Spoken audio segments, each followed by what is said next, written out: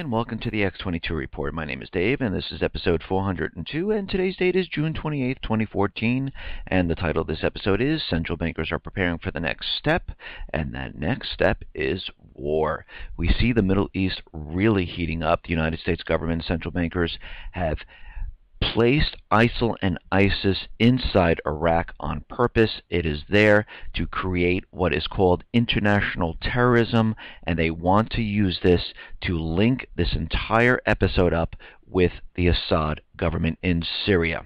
And we can see right now they are doing everything they possibly can to do this. Now, of course, what they didn't expect was the Sunni tribes to rise up and join in on the battle, and of course, this has turned into a big problem. But they don't care. They're keeping with their goal, with their mission, and they're going to use this to get into Syria and actually start World War III. Because what's going to happen when they move into Syria and they do this?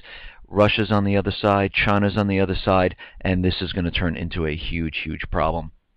And we can see right now that they're using the propaganda that Syria flew their jets into Iraq, bombed ISIL and ISIS, and hit many civilians. And of course, the United States government, central bankers have been playing this up, that Syria is doing this. This is not going to help. And of course, what is going on is that inside of Syria, they are saying this is the launch pad for terrorism, and they're continually trying to make the link. And of course, the United States government central bankers cannot go in with drones into Iraq, even though they have drones flying around, because they are these groups are not part of al-Qaeda.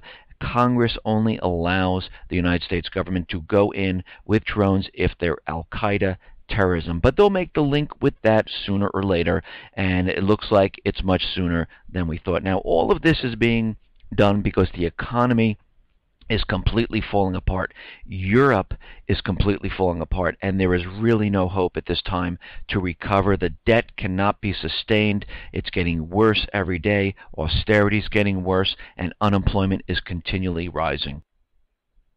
Now, in the Eurozone, what we're seeing there is that the economic sentiment slumped in June, and this entire system is completely falling apart. The European Commission's Economic Sentiment Index for the 18 countries that share the euro fell to 102.0 from a revised 102.6 in May. Of course, they were forecasting it to be 103. And why did this decline? Why are people feeling like this? Well, it is mainly due to the drop in optimism in the industry and construction sectors among consumers. People do not have the money. They don't see construction happening. It is spreading throughout the private Western central bank countries, and we're seeing that here in the United States. It is not getting better here either. People are not spending they used to. They are hoarding their money. Most of the people don't have a job. They're underemployed, and it's getting very hard to make ends meet. Now, out in Japan, what we're seeing there is Japan is in some type of trouble here because household spending collapses by 8% in May. And we understand that they raised the sales tax, but what we're seeing right now is that people in Japan are not spending whatsoever. Argentina right now is closer to defaulting on their $1.3 billion debt after a U.S. federal judge's ruling. Argentina moved a step closer to a default on its debt Thursday after a U.S. federal judge refused to freeze an order for it to pay off hedge funds holding $1.3 billion in bonds. So Argentina, they're completely falling apart here. And we're seeing this in Japan, we're seeing this in Europe, we're seeing this in the United States, and it really does not look good. I mean, if we really look around and we see what's happening, especially here in the United States, companies are reporting that, profits are completely falling. And this is why retail is falling apart, because the American consumer cannot sustain this real retail market. Most of the people are living on pure debt.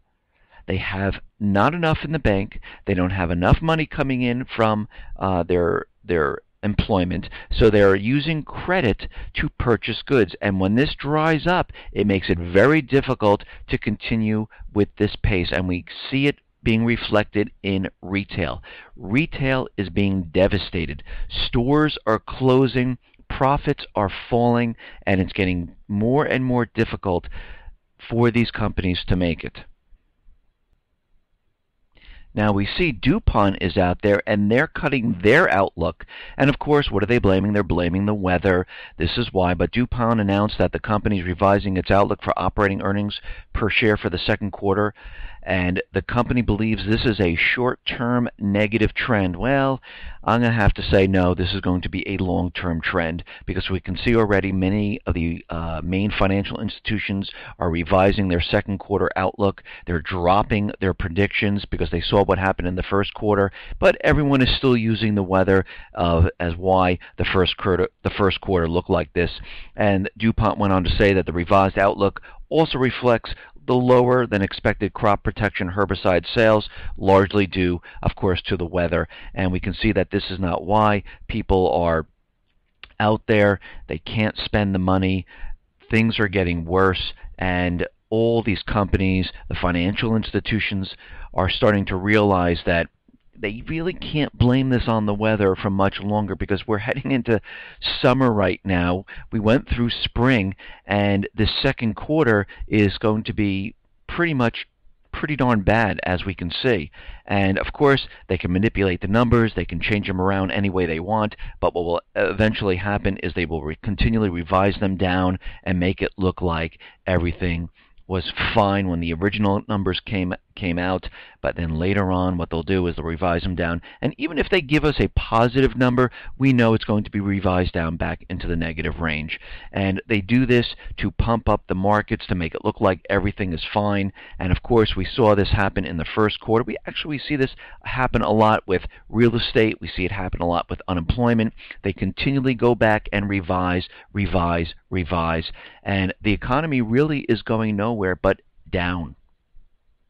Now, we understand that Obamacare is a complete disaster for the people. It was created not to give every single person health benefits. It was created to bring in revenue, to penalize the people if they don't want it, to penalize the people if they do want it, because this whole thing was bringing in revenue, because this debt cannot be sustained. This is why there's taxes interwoven into Obamacare. That's why there's a penalty if you decide not to take it. And what we're seeing right now is that the health costs of Obamacare will be rising. Most Obamacare customers will face serious premium hikes next year unless they change their health insurance again.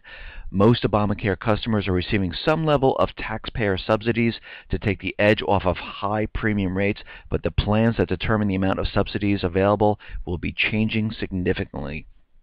Many insurers are upping their premium payments. The most inexpensive plans are changing, and customers may have to go through the process of switching plans all over again in order to keep receiving the best subsidy benefits. So prices are going up. They're going to have to switch to plans, probably plans that don't give them as much benefits as the more expensive ones.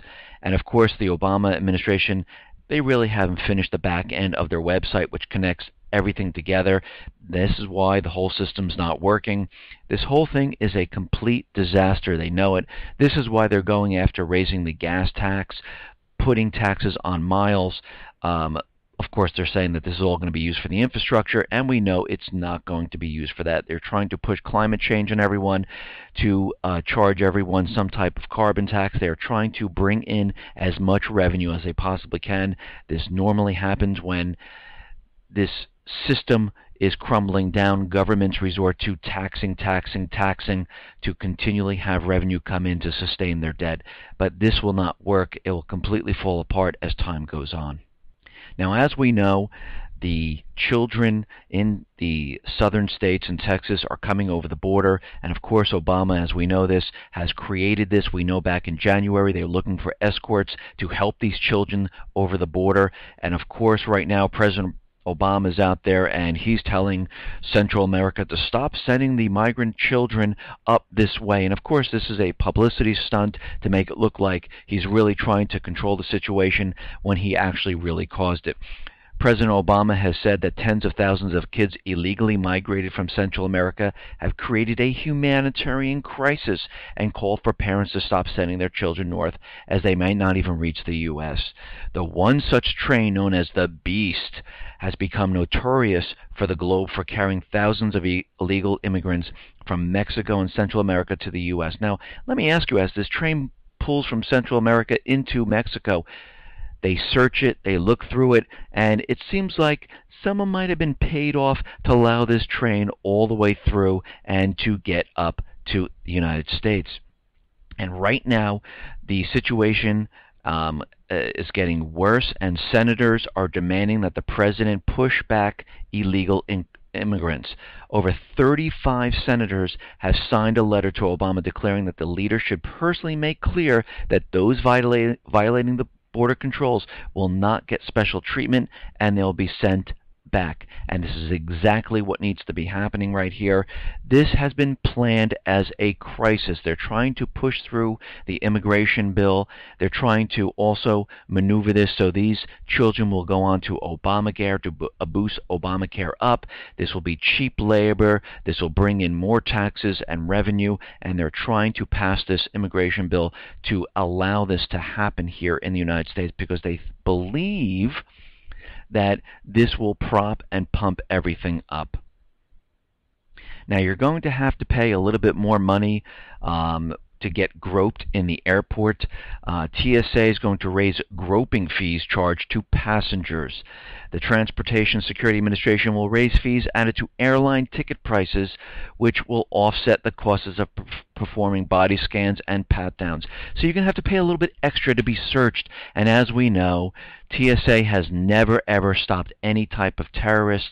This is a complete waste of time. They're using it to scare the American people. They use 9/11 to do this, to implement the Patriot Act, the NDAA, to keep people in fear that there are terrorists roaming around ready to strike here in the United States. And we know exactly that's not who actually did it. It is our own government who is doing this to bring war and to get into different situations to prop up the U.S. dollar. And we know this.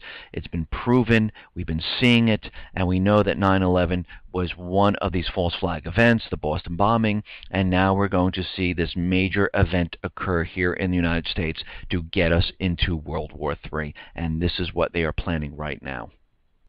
Now, out in the Ukraine, what we're seeing is Ukraine sign the landmark EU trade deal.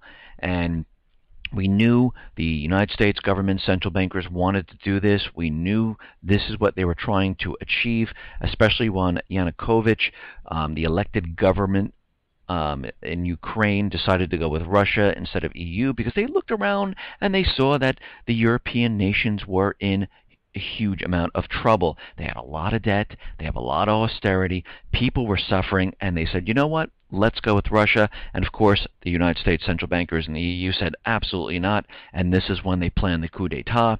And right now, what we're seeing is exactly what they wanted. They wanted to put Ukraine on the EU system. They want Ukraine to join NATO. And of course, the plan didn't work out as they thought because Crimea and the southeastern section kind of broke away and the whole thing kind of fell apart. Now, as we know, Russia has cut off the gas supplies to Ukraine, and Ukraine is trying to figure out a way to get around this. Of course, they pumped off and siphoned off a lot of the gas, put it in underground storage tanks. They thought this would be enough to carry them through the winter. They didn't get enough into the tanks to do this, so they're looking for different ways to bring in natural gas. They're looking at Europe right now to do a reverse flow back into Ukraine. They're making deals right now, and Gazprom closely monitoring the situation and may curb shipments to those European nations which would resell Russian gas to Ukraine in the so-called reverse supplies, which has been described as half-fraudulent scheme. Ukraine is treating the Russian gas on its territory like its own, and this is coming from Sergei Miller told reporters, and he's part of the Gazprom company. Ukraine has no right to use the gas in its pipeline.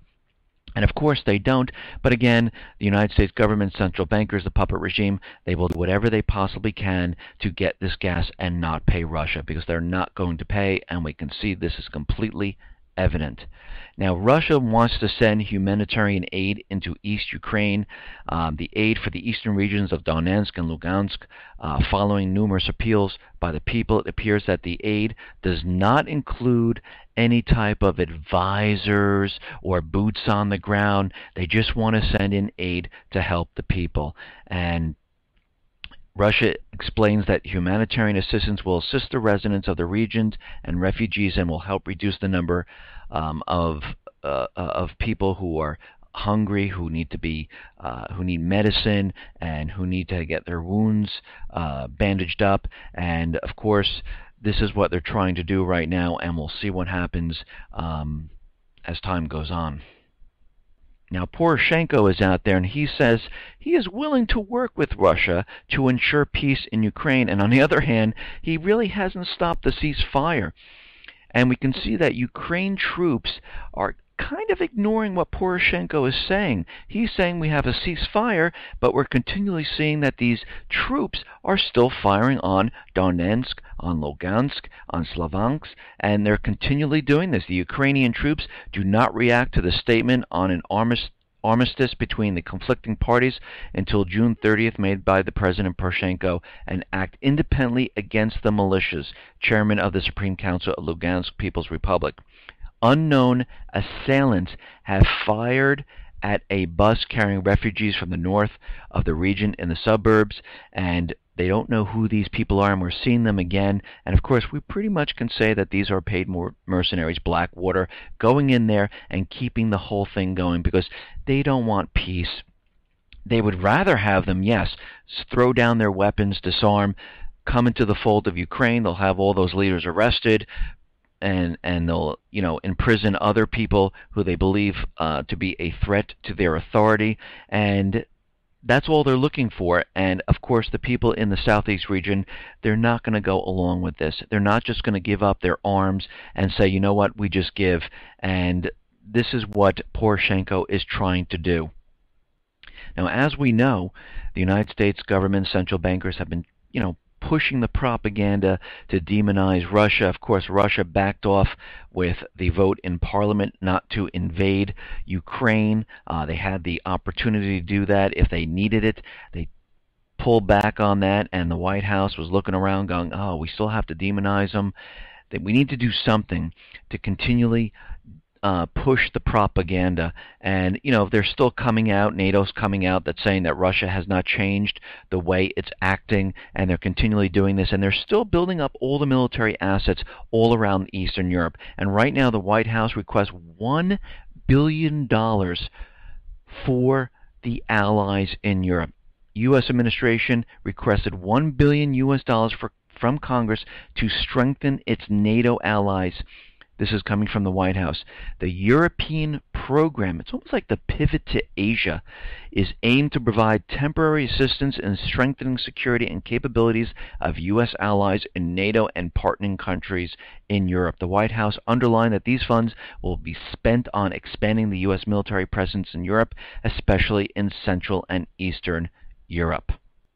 So we can see they are continuing building up the military assets. We have the pivot to Asia where they're encircling China, and now we have their plan, which they're calling the European program, which is encircling Russia, bringing and pushing all the military assets into position for this war. Now, the battle in Iraq is getting worse. ISIL and ISIS are pushing and terrorizing the people in Iraq. Of course, then we have a separate rebellion going on with the Sunni people.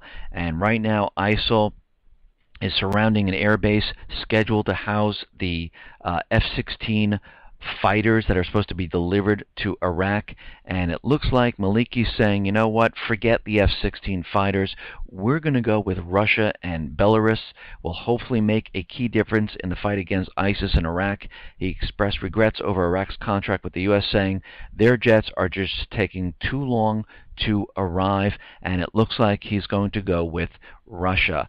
And again, Putin was out there saying, I completely back the Maliki government, and of course the United States government saying we kind of back Maliki, but we want to have you removed unless you can control what is going on there. And this is the backflash of their plan. And it seems like, they're not perfect. They're humans like everyone else, and they cannot control what humans do. And we see this happening in Ukraine. We see it happening in the Middle East because Libya, Yemen, the tribes there are rising up. They're pushing back. And of course, they're using more and more drones in these countries to keep these people back, and they're killing innocent people. Now, it seems like there's a little problem with ISIS and ISIL and the generals of Saddam Hussein and other tribes, other Sunni tribes. And it seems like ISIL and ISIS are working for the U.S. government, Israel, and other Arab countries because they want to create a caliphate society, which would include Syria, it would include in Iraq, and it looks like the Sunni people, the tribes, and also the Saddam Hussein generals, the Baathists, are saying, no, this is not what we want. We just want Iraq. So there's a little bit of fighting going on right now between the tribes and Saddam Hussein's generals and the Ba'athist Party and ISIL and ISIS, because we know ISIS and ISIL are being directed by the U.S. government central bankers, and this is what they want, because they're trying to get into Syria to bring this together. And of course, the people of Iraq say, no, we don't want this. We just want Iraq. So there's a little bit of a problem right now. Now, as we know, Obama is out there, and he is asking for $500 million to equip the Syrian rebels. And of course, he's saying that he's only going to equip the moderates, the ones that aren't part of ISIS and ISIL. So how does he know who's the moderate, who's ISIS and ISIL? Does he do a survey? Raise your hand if you're part of ISIS. Raise your hand if you're a moderate. No, he has no clue. They're all part of the same thing. He wants more weapons in there because they're trying to push this agenda to get into Syria. And as we can see already, the U.S. military is flying a few armed drones over Iraq's capital in order to defend diplomats and American troops serving there. And this is coming from a senior U.S. official, which would like to be kept anonymous. And what we're seeing right now is these drones are armed, they're ready to go, and what they're going to do is they're going to meld ISIS and ISIL with al-Qaeda so they can use the drones in the area. Now, we understand that they're using drones in Yemen. We understand they're using drones in Pakistan, Libya, to keep the people back. Of course, they call them al-Qaeda. These are terrorists, but really it's the people of these countries, the tribes, that want their country back. Just like in Ukraine, as soon as the people didn't agree with the puppet regime, all of a sudden we saw anti-terrorism forces, because now these people are terrorists. They're no longer the people of Ukraine who do not want to join in with the puppet regime. And right now there's a report out there, and it's saying that using drones does not help the situation. A panel of former senior U.S. officials is cautioning against relying too much on drones for targeting perceived terrorist threats.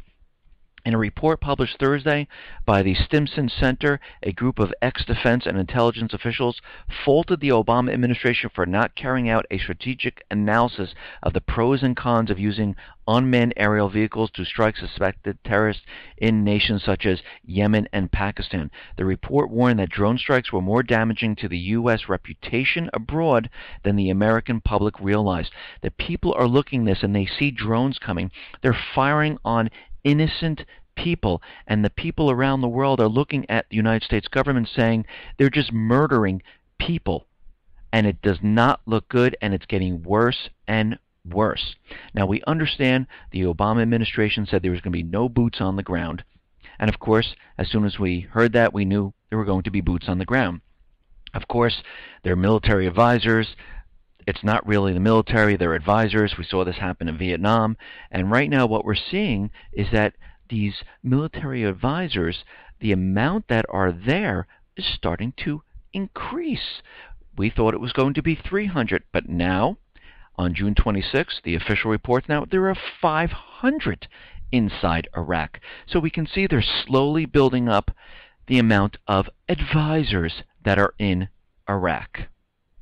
Now, it seems like they're starting to make the connection between ISIS, ISIL, and al-Qaeda, because right now, ISIS and ISIL are not a terrorist group. They're saying it's an offshoot, but a Syrian rebel group closely aligned with al-Qaeda's official central leadership has switched sides and is now supporting an ultraviolet offshoot following the Islamic State of Iraq and Levant's blitzkrieg attack on Iraq, according to U.S. officials and reports from the region. A local unit of the al-Nusra Front, the official rebel group of al-Qaeda in Syria, agreed to back ISIL. So what we're seeing now is they can call them part of the al-Qaeda troop. They can use drones. They can go into Syria now. President Obama acknowledged Thursday that ISIL attacks in Iraq are one sign that, contrary to his earlier remarks, international terrorists are gaining strength. And guess what? Syria is the launching pad for these international terrorists. Now, it looks like the UN, with the control of the United States government and central bankers, are trying to make the case that Syria needs humanitarian help there. And it seems like they're manipulating the UN report, and Syria is a little angry about this, saying that they're misleading the world of what's really going on there. Syria's permanent representative to the UN expressed bewilderment at the magnified and exaggerated numbers of the needy in Syria compared to previous reports, saying that their numbers have jumped out of the blue, according to the report, to become 10.8 million, up by 1.5 million from the previous report.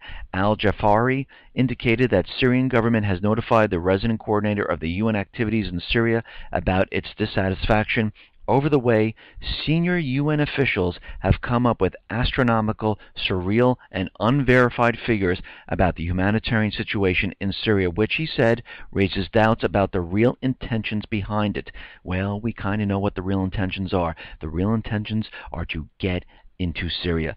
Terrorist groups have targeted civilian areas, displaced the locals, destroyed infrastructure, and damages the state and service institutions, he said, citing a need to address terrorism as being the root cause of the problem in Syria. Well, of course, the United States government, the central bankers, Israel, and other Arab nations put together these paid mercenaries. They had them go into Syria to battle and to remove Assad. And of course, during this case, they caused horrific harm to the people inside Syria. They cut off heads, they tortured people, just like in Iraq. This is controlled by the U.S. government central bankers.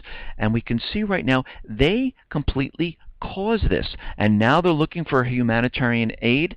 They're using this to get further into Syria. It is a trick, and this is why Syria is out there saying, whoa, just a minute, what is going on here?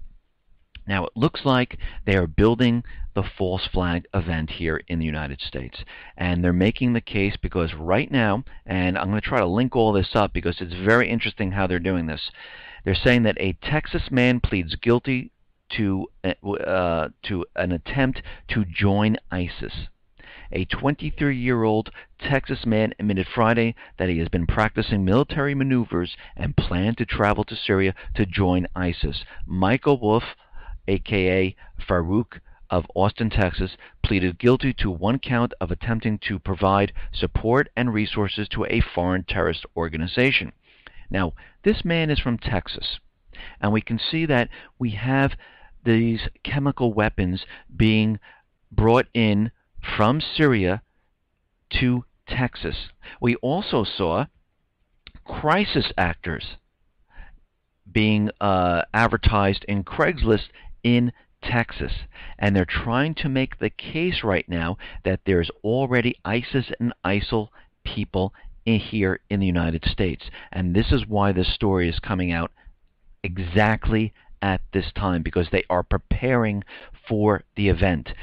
They want everyone to believe and to realize that the ISIL and ISIS people are here in the United States, and a lot of them are going to be American. It looks like they want to go fight over there, and it seems like they're continually building this up. And it's just very interesting that this is happening in Texas. The chemical weapons are coming into Texas, and they had the crisis actors advertised in Texas. It's all in Texas.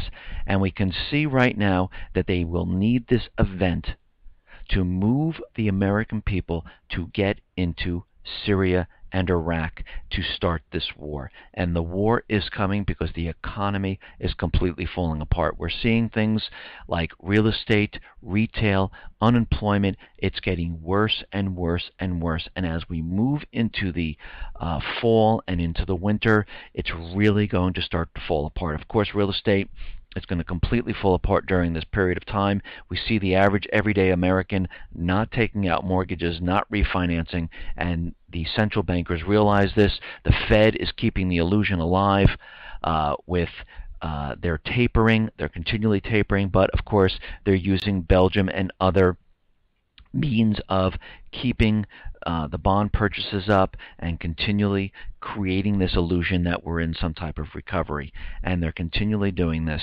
And this next event will be much, much worse than 9/11. And of course, all the government officials are continually telling us this, so we can see they have been prepping, planning, and getting ready to move this forward. Listen, everyone, thanks a lot for listening. Be well, be safe, and especially be prepared. Thanks a lot.